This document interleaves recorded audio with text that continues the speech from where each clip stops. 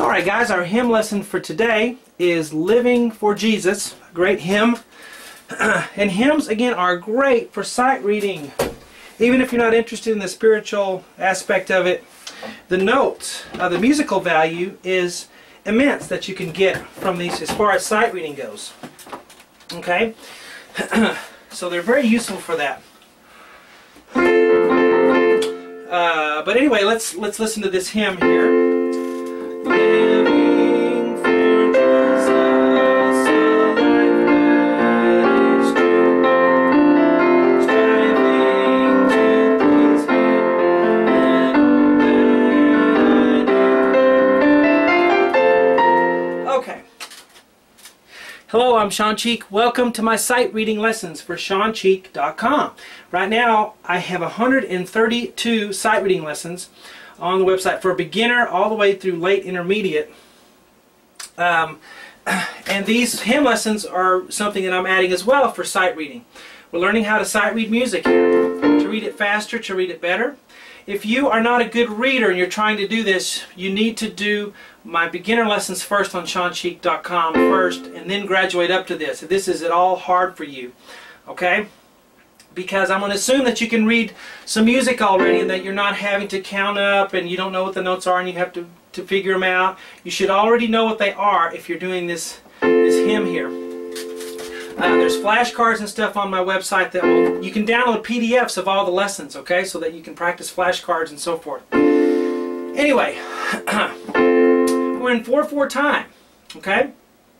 That's easy enough. Where, quarter note gets the count, and 4 beats per measure. That's common time. We have one flat in the key signature that you can't see really well because I'm zoomed in, but that means all B's are going to be flat automatically, okay? The key of F.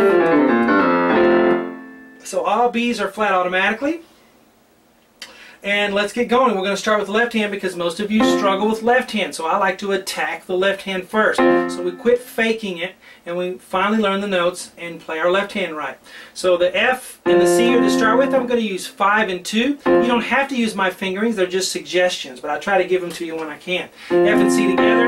Then I'm going to go up to my thumb on the D, back to C. Make sure you download the PDF on the site so you have your own copy to look at.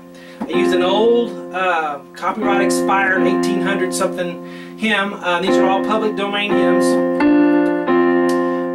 C, D, C, and then we're going to go C octave again, and then back to F and C. And then we're going to have a B flat octave. Remember, B's are automatically flat, so 2 B flat octaves, and then B flat and F, and then an F. 2 stems on it because the bass and the tenor are singing that F. 1, 2, 3, 4. That's a funny looking rest sign. That's how some publishers would make them look way back. So that's just a quarter rest. 1, 2, 3, 4. And then we're going to go C octave. And then B flat on the top of the C on the bass. When you're sight reading, notice how the bottom, notice when you have some notes that are the same. When you go from a chord to a chord or whatever, notice the notes that are the same. That will give you an anchor to see what's changing around it. Okay? So C, B flat, C, and then I'm going to go F and B flat for a fourth with 5 and 2, and then F and A with 3 and 5, 3 and 5 one more time. G, and then G and B natural. Now, the natural sign is an accidental because it would have been flat. The B would, but it's B natural, and then G, B natural again, and then a C. And what you should be doing when you practice this, you should be trying it first before you watch me tell you what all the notes are. You get them, you figure them out, and you play them, and then look at me and see if you got them right. Oh, okay. Don't just copy me, then we're defeating our purpose. You try it first, okay? You got to cooperate with me. It's not enough just to watch the videos. You got to do what I say in the videos. And that is you try each measure by itself first. Don't worry about rhythms yet. Just get the dots, hit the notes, and then we'll put rhythms in there. But if you know what the notes are and you're getting them, we'll fix the rhythm. All right. Now the rhythm is 1, 2, 3, 4. 1, 2, 3, 4. 1, 2, 3, 4. See how the half notes get 2 counts, right? Quarter notes get 1. You should really know that by now at this point, if you're following all my lessons. Dotted. Half note gets 3, 1, 2, 3. With a dot next to a note, you give half its value to itself. It already gets 2 because it's a half note. Well, half its value is 1. Half of 2 is 1. So the 2 plus the 1 is 3. That's how you get 3 counts for a dotted half. Alright, Alright, there's the math behind it, or you can just remember that a dotted half note gets 3. Right hand. Now what did I say? Notice the notes that are the same. Look at that. Look at the F's. So let that be our anchor, and then we look at the top. F and A, F and B flat, F and A, I'm going 1-3 to 1-4, living for G. And on G, I'm going to do E and C with my 1 and 5. And then E and G with 1 and 2. And then 1 and 3 with E flat and A. That's a tritone. That means it's going to sound weird. But if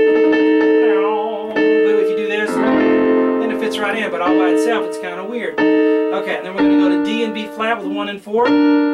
Notice the E stayed the same and then change to E flat. Now the D stays the same and it's going to change to D flat. Right there it's D and F with 1 and 2. And then I'm going to do another tritone with D flat and G with, I don't know, 1 and 4. And then C and A with 1 and 5.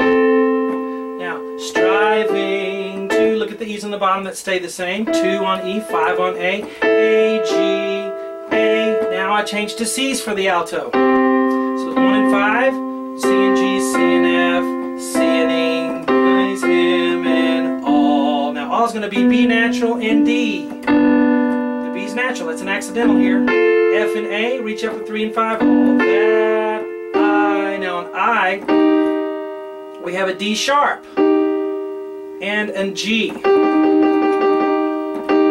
Okay, so that gives us an augmented chord, G, B, D sharp. That's weird. Whoa. You know, usually you see G, B, D, then you sharp the D, it gives us an augmented chord. And then E and G for 3 counts, 1, 2, 3 on there. Alright, we put our hands together. I'm going to put hands together for you really slow.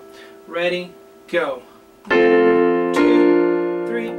1, 2, 3, 4. 1, 2, 3, 4. 1, 2, 3.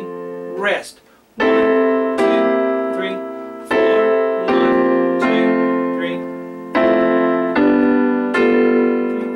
Oh, I'm sorry. I missed my chord. Still B natural. I'm sorry about that. 1, 2, 3. Rest. I was so interested in conducting, I missed my B natural. Anyway, so what we're going to do as well is I'm going to show you how to add notes. My 3-step process. I'm starting to put a 4th step on there, but mainly a 3-step process to adding notes to any hymn, 4-part hymn, to make it sound full, and you can play it in church for congregation and it sounds good. Instead of this little 4 notes, we add and make it bigger.